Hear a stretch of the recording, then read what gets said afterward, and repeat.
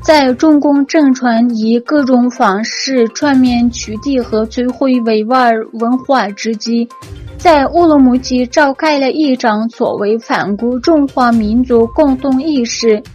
将维吾尔文化融入中华文化的专题会议，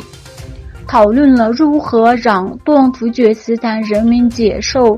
中国文化。据中国官方天山网9月28日的消息，会议除了宣传所谓的中华民族在东突厥斯坦有共同的精神，傀儡官员在座谈会上提出了建议，要求在东突厥斯坦建设所谓的中华民族共同精神的家园。国际人权组织欢迎美国牵头的决议草案提交到联合国人权理事会，就中国在东突厥斯坦的人权记录展开辩论。他们敦促联合国成员国支持批准这项决议草案。同一天，来自20个国家的60多个维吾尔组织在一份联合声明中对该决议草案表示欢迎，并表示他们将继续敦促各国采取必要措施。跟进联合国最近公布的关于东突厥斯坦的调查结果，周一，美国向联合国人权理事会提交了一份决议草案，要求联合国人权机构在理事会会议期间就新疆维吾尔自治区的人权状况进行辩论。据法新社报道，该草案已经得到英国、加拿大、瑞典、丹麦、芬兰、冰岛和挪威的共同签署。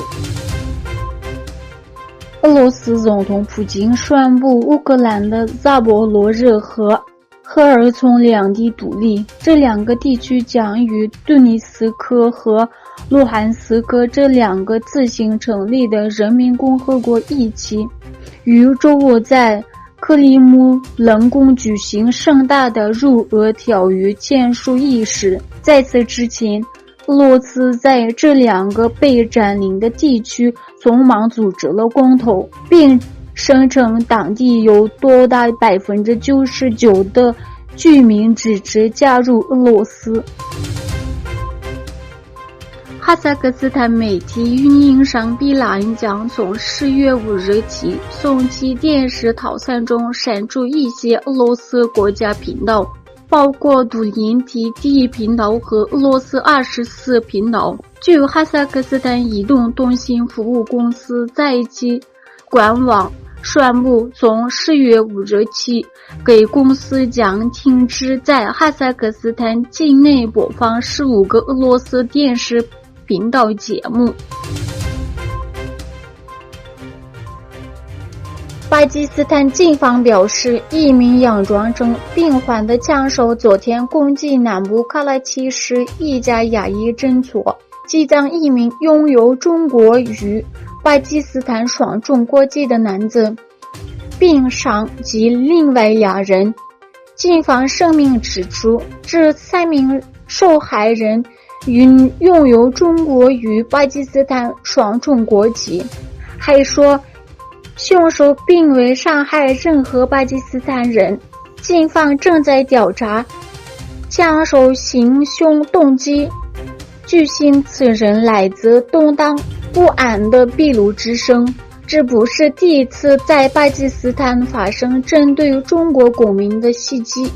最近一次是在去年4月，3名中文教师和他们的巴基斯坦司机在卡拉奇孔子学院附近发生的一起据称是自杀式爆炸事件中丧命。